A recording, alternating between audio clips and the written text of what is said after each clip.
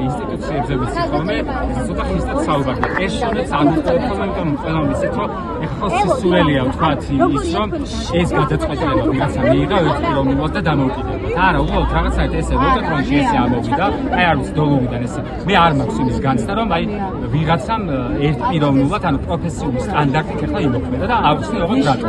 პროფესიული სტანდარტით რომ იმოქმედა, ჩემი გადასარევი ადვოკატის მიერ მოყვანილ არგუმენტებზე, როცა აღკვეცის შეცვლა იყო ხოლმე და განიხილებოდა, ბევრად ადრე გამიშრებდა, იმიტომ რომ ეხლა არის ზუსტად ის მოცემულობა, რომელიც იყო 9 თვის წინ.